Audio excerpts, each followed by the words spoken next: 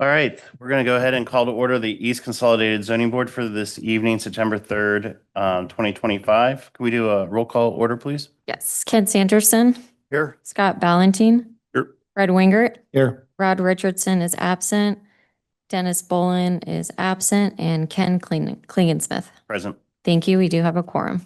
Great. Would you mind reading the statement for our hybrid meeting, please? Yes, this meeting is now being recorded in the board hearing room with the zoning board members attending in person. There's also an option for virtual attendance on Zoom webinar.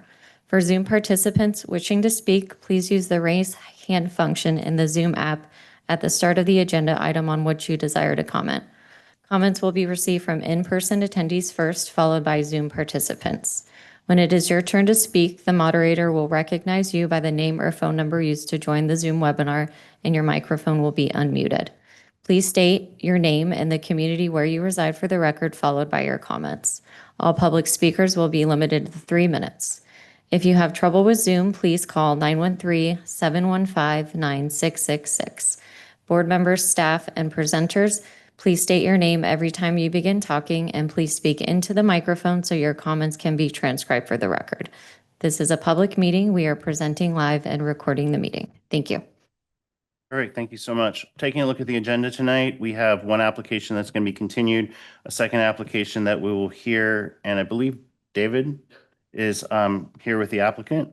And then we've got election of officers, and then any other changes, or are we good to approve the agenda? Hearing none, we'll approve the agenda. Any disclosure of conflicts or interest or external conflicts or discussions? Oh, no. All right, moving on to the approval of the August 6th, 2025 minutes. Kent Anderson, so moved to approve the minutes as stated. Second, Fred Wingert, second. all in favor? Aye. Aye. Aye.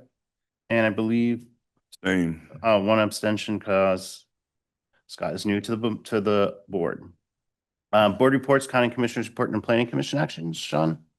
Good evening. Thank you, Chairman. Sean Penley, County Planning Staff. For Board of County Commissioners actions, if you recall at the last meeting for this board, you considered one application for a conditional use permit for a boat and RV storage for Park It Store It, which is located at 19840 Floyd Street.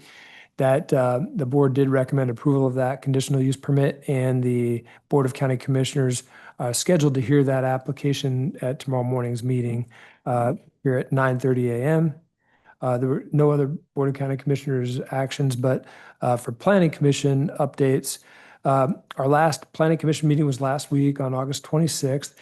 At that meeting, staff gave a couple of presentations on draft changes to the comprehensive plan, which included CARNIP update, so the Comprehensive Arterial Road Network Plan. We're proposing an update to that map for the arterial roads. If you recall, we had a presentation with Public Works and Planning talking about some of the changes that were designated for the different types of arterial roads in the unincorporated area. We presented that to the Planning Commission. There were several questions about some of the road changes. That was just a draft presentation. The public hearing is scheduled for the next meeting on September 23rd, so we'll have a public hearing for that. In addition, we also did present annual comprehensive plan updates. We reviewed that with the Planning Commission. They had no recommended changes, so that was recommended for approval. That will go to the Board of County Commissioners for final action at the September 25th meeting. And that is it for Planning Commission actions. Happy to answer any questions. Real quick question. When we have the commissioners meetings, do any of our recommendations go through just on the consent agenda, or do each get presented? So Sean Penley, again, planning staff, all of the applications that are brought to the zoning boards that have an action. So for instance, any of the land use applications, those will be scheduled for action items. The board now has both a consent agenda and an action agenda. They will place items on the consent agenda if there was no discussion or questions from the public, and if it was a unanimous approval by the zoning board. I think that's how they're handling those consent items. Otherwise, everything's always on an action agenda, so it does go to the meeting. whether or not it goes on consent or the regular agenda depends on whether or not there was discussion at the zoning board or whether there was a split vote. And does that recommendation come from your office? No, it'll be based on the recommendation from the zoning board. Okay. So yeah, most of our applications are on regular agenda, but some of the ones have been going on consent now if there was no discussion. I believe, for example, this one that's on for tomorrow for the Park at Store, I believe they placed that on the consent agenda because it was a unanimous recommendation of approval from the zoning board and there were no public comments. I understand. Okay, And last, please. yeah, last update. Just remember, I think this board is very good, but our IT staff is always reminding our boards to make sure your microphone is on if you're speaking. So just a reminder, since we have some new zoning board members, we have had some meetings in the past where we were not capturing the audio from the staff or board. So just remember to turn your mic on if you're speaking. Thank you. Thank you. All right, business before the board. Application number E25-500 REZ and E25-501 PPSP, the rezoning and preliminary plat for the northeast corner of 183rd Street and Woodland Road. We're going to request to vote on a continuance of that until the November 5th, 2025 meeting. Do we have a motion to continue that? Fred Wingert, so moved. Second? Ken Anderson, second. All in favor? Aye. Seeing unanimous consent, we'll continue that to the November 5th meeting.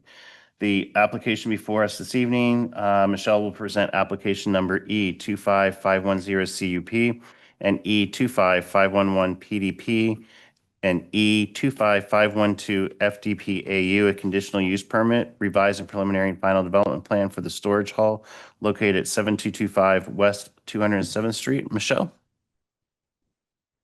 Good evening, Michelle Leininger, County Planning staff. Let me get my presentation up here.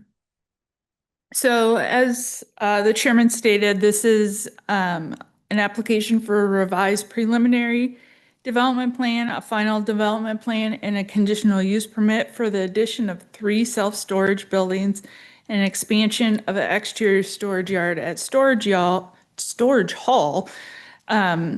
Shown on the vicinity map in front of you, it's at the southwest corner of 207th Street and Metcalf. Here is a current aerial of the property showing the existing 4 storage buildings. The exterior storage is in the middle. The property is surrounded by industrial and ag zoning, and the most recent phase of the project was approved in 2022. Here's the proposed PDP and FDP for the site. The existing improvements are kind of grayed out, and then the proposed improvements are shown in darker black. The proposal shows 3 new buildings on the east side of the property. And then in addition to the southernmost building on the east end. This is a total of 14,580 square feet of new interior storage space. The proposal also shows new exterior storage on the west side of the southernmost building, and then along the rear property line on the south. The exterior storage is what requires the CUP process which requires the CUP process in addition to the PDP and FDP. Here are just some pictures of the site. This is looking southeast from 207th Street. So this is considered the front of the building. You can see the existing building along the road and then the secured entrance on the right-hand side of the picture. And then these are pictures looking at the site from Metcalf. As you can see, the site sits lower than Metcalf, and there are also volunteer trees and shrubs along Metcalf and the railroad tracks to the south. This all helps to screen the site from the street. The exterior storage is required to be screened from streets and adjacent property. And as shown in the bottom picture, a vehicle is already parked in the proposed exterior storage area and is not screened. Staff has included a recommendation in the stipulations to add vinyl slats to the southern fence to address the screening requirements. Staff does recommend approval of the revised PDP, FDP, and CUP with stipulations outlined in the staff report. And just to highlight a few of the stipulations that are included, making the exterior storage parking spaces, the new ones, the same size as the existing parking spaces due to the size of what is typically stored in those areas. The screening, the fence, the slats and the fence for the screening, and then the term for 10 years for the CUP, amongst others. Here's a motion you can use if you wish to do so. I can take any questions, and the applicant is also here for any questions. This Any is, questions of the staff? this is Fred Wingert. Michelle, could you go back one? Pictures? Yeah, on the bottom lower left where the outdoor storage is, I know it's typical that we do the slats in the fence. In a situation like this where we have a lot of, you called it native or volunteer. Is it always best to do the slats for screening in a situation like this? This is Michelle Laniger. I'm gonna go back a couple more slides. Typically we would like landscaping. It softens that a little bit. This is actually an area that has migrated to storage that wasn't approved with the previous CUP. So the fence that is located along there is along the property line. We can't require the applicant to plant trees on the adjacent property.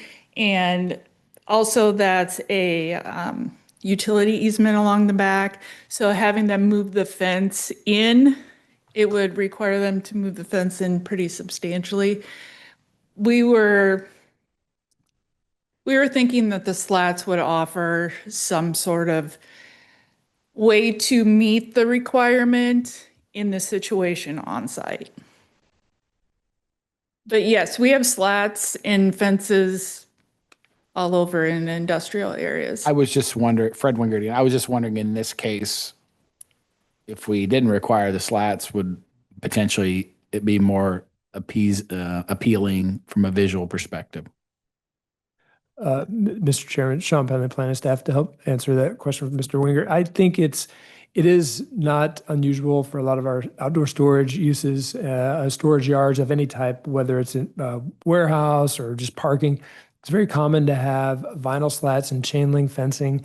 That is usually, surprisingly, that actually holds up best in terms of overall maintenance. Sometimes, if we have like solid wooden fencing, that can deteriorate very quickly.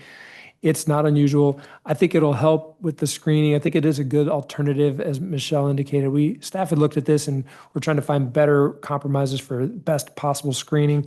And since there is a limit on where we can do any new landscaping, the vinyl slats in this case, I think would serve that best need there along that south property line adjacent to the railroad. It just helps with screening. So we think that's the next best alternative. And the applicant was agreeable to that requirement. So we think that that's the best in this case to meet that requirement. Fred Wingert again, you wouldn't require slats along the railroad, right? That's the fence we're talking about. Yeah, it's only because that's also visible from Metcalf. So it's kind of a dual purpose here. You're right. If it were just facing the railroad and Metcalf wasn't located the way it is on the south side of that property, it wouldn't be needed. But because it is visible from Metcalf, that's why we From the south coming. the south part of Yeah, Metcalf. okay. Yeah. So the top picture is more along Metcalf, which I was trying to demonstrate is a little more screened. The interior screening is actually screened by the building, so you don't really see any of that. The bottom picture is actually on the bridge or on the opposite side of the bridge. So to catch that view, it would be the south side of that property line fence. Where this tree is here is kind of what would be that corner. So it would offer that screening along here. Yes, you're still going to see roofs and things like that, but generally it's lesser of an impact. Typically they're white tan color, so that's going to actually probably blend in with the gravel and the building. So you might not, it might actually work really well as far as masking colors. Thank you. Michelle, Ken Klingensmith. Couple questions on, if I recall, I was part of the review process when this was initially put in place, and I recall that we had some concerns related to the fire entrances and access. I see on page 10, we've talked about the emergency access. I believe in our last conditional use permit, one of the recommendations addressed the fire access.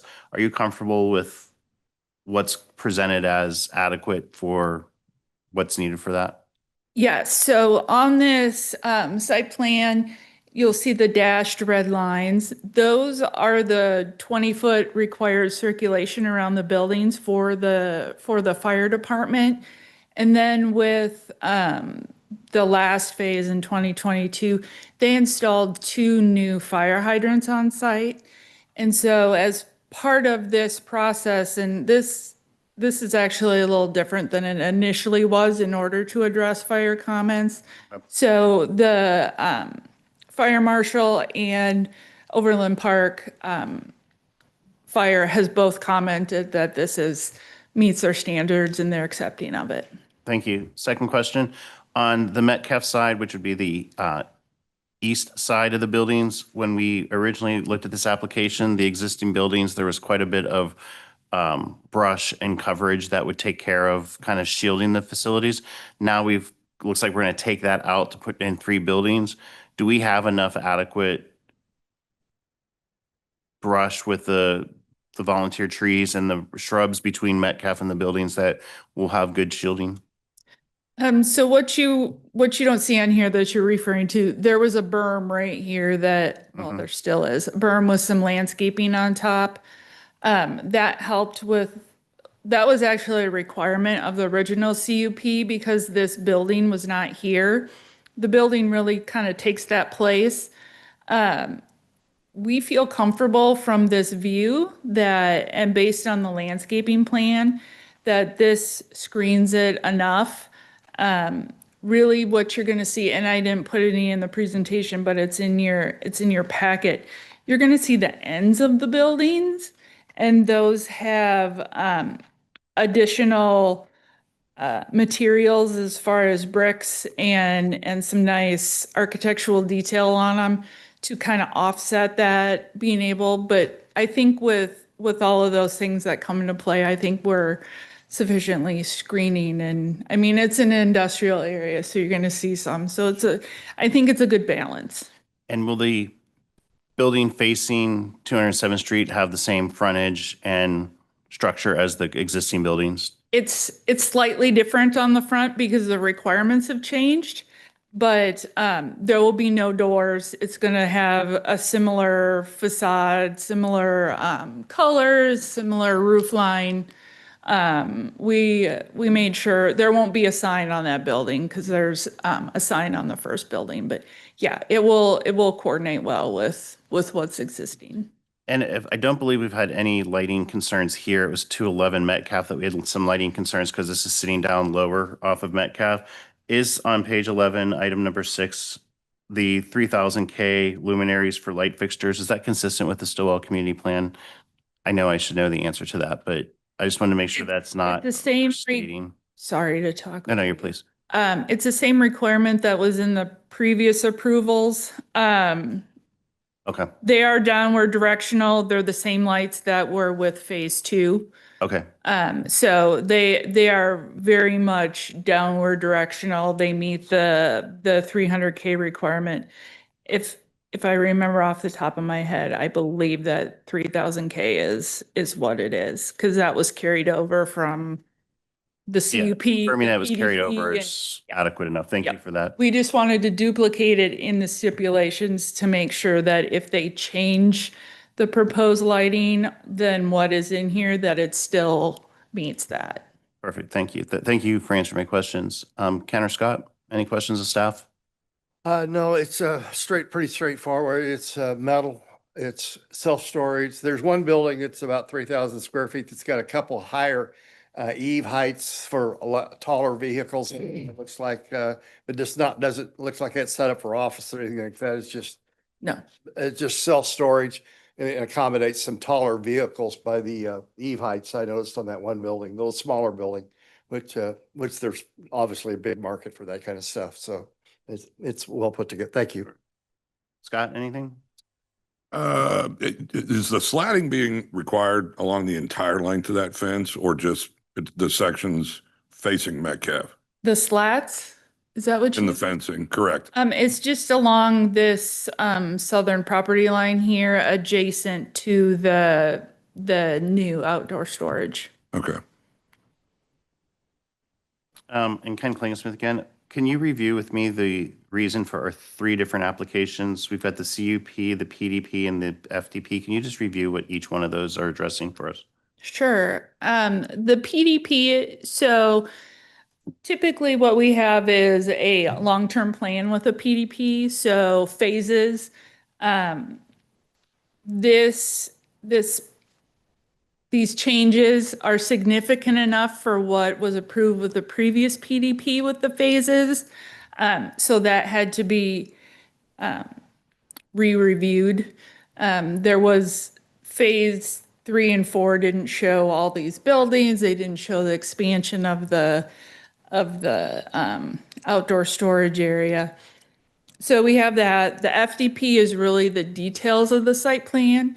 With the FDP, we get building elevations, we get landscaping, we get all those really down and dirty details for the site. And then the CUP is required in order to have exterior storage. Okay. And that does have a term limit associated with it. And that allows, if the zoning board feels necessary, you could tweak some of those requirements there based on the situation that the property's in. Maybe it's out in the middle of nowhere, but there's lots of houses and you're like, well, maybe we need to take this into consideration. So it offers that as a possibility.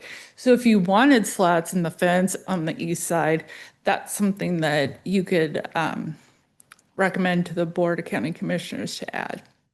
Thank you for the clarification on three applications. Any other questions of staff? Hearing none. Thank you, Michelle. David, from the applicant, anything you'd like to say or add? Board have any questions of the applicant who's present? All right, I don't believe we have no one present for public comment. Anyone on Zoom for public comment? All right, so we'll go ahead and open and close the public comment section of the meeting. Any further questions of the zoning board or staff? I think the application is pretty straightforward. I thought, Michelle, you did a really nice job answering the questions. Thank you for being prepared on that. I have no reason not to support this. Any other comments? Fred Wingert, it's a well-run business, been a good operator, excellent condition, property's been kept in. Would see no reason why this wouldn't fit with appropriate for here, so I fully support it. Ken? I'm good. All right, do we have a motion? Ken Sanderson, I'd move to recommend approval of a revised preliminary and final development plan for expansion of a self-storage use and conditional use permit for outdoor storage yard located at 7225 West 207th Street for the reasons and the subject to the stipulations recommended in the staff report. Do we have a second? Fred Wingert, second. All in favor? Aye. Aye. That passes unanimously and will be heard at the County Commissioners meeting on. Paper. This is Michelle Leininger. These items will go before the Board of County Commissioners at their October 2nd meeting, which is held in this room at 111 South Cherry Street, beginning at 9:30 a.m. David, thank you for being here. Moving on to the next agenda item is election of officers. We were waiting until we had Scott and Dennis in place. We still have one vacant position that it will be appointed by Commissioner Kelly. That will be forthcoming, and so that's why we have delayed that. Do we have any nominations? Yeah, for chair, are you asking for chair right now? Yeah, thank you. Nomination for chair. Fred Wingert, I will nominate Ken Klingensmith for chairman. And for vice chair, I would like to nominate Rod Richardson. Any concerns or discussion? Do we have a motion to approve the recommendation for chair and vice chair? Ken Sanderson, I would make that motion for as outlined by Fred. Perfect. All in, a second? Fred Wingert, second. All in favor? Aye. Aye. And we also wanted to make an announcement and have any discussion is Kelly was our representative on the planning commission. And I have had a chance to meet with Rod, and Rod has agreed to step in and fulfill that volunteer role for us. If no one has any concerns with that, then we'll just let him take that appointment. You good, Ken? All right. Any other business before the board this evening? Thank you, Mr. Chairman. Sean Penley, County Planning Staff. Appreciate that. Thank you for the update in the election of officers. We'll note those changes continuing on with Chairman Klingensmith and Vice Chair Richardson. Also, we will update our records and let the County Manager's Office know too about the representative for this East Zoning Board for the Planning Commission will be Rod Richardson. We'll pass that information on and appreciate the update. There is no other updates at this time. I believe we do not have anything scheduled at this time. Oh, yeah, for the October meeting, I think there's no applications since the one item we had that was continued to the November meeting. They were originally asking for the October meeting, then they asked the November. So at this time, there are no items scheduled for the October East Zoning Board meeting, so that meeting will be officially canceled. We'll send out an update on that here to the board just so you are aware of that. Thank you. And do we have a date for the subdivision revision, that committee meeting for October, I believe? Yes, Sean Penley, County Planning Staff. This update for the zoning regulations advisory committee meeting will be on October 8th. Yes, thank you for the reminder. We'll send out an official invite to all of the advisory committee members. So thank you, Ken and Ken. We appreciate that. We'll send that out along with the draft regulations, the first draft of the module 1. We'll be sending that out. And then we'll be providing updates to the Planning Commission and the zoning boards after we've had those meetings. We'll also be having open house meetings coming up also that first week of October. But yeah, you'll get an official invite, but it'll be October 8th at 2:00 for the advisory committee meeting. And it's in the base. It'll be in the basement of this county administration building. Yep. Thank you. Plan to attend. Perfect. Thank you. And I can send you over a copy of what's been presented so far on the redo of the regulations and advisement recommendations. And I think the draft is probably going to be, is that more updated than what we have? Yes, the draft regulations will be posted on the project website, on our planning website, and we'll send out updates on that. And we're going to have the public meetings, and so we want to announce that to the public as well and have them available to review and make comments on that. We anticipate that'll be posted online probably about 2 weeks prior to that, those open house meetings in October. So sometime middle of this month, we're hoping to have those ready. Are any of the, but those meetings haven't been set, the dates and things? They haven't, the open house meetings have not been officially scheduled, but we're planning between October 6th and October 8th. We're just trying to nail down the dates for which meetings. We're going to have one open house meeting here in Olathe, one in Gardner, and one in Stillwell. So we'll have open house meetings at those different locations. We're just trying to identify which meeting will be on which date, and then we'll post those and send out updates to everyone. Great. Thank you. Any other business before the board? Hearing none, motion to adjourn? So moved to adjourn the meeting. Ken Sanderson. Second? Scott Valentine, second that. All right. Thanks. All in favor? Aye. Aye. All right. Thank you.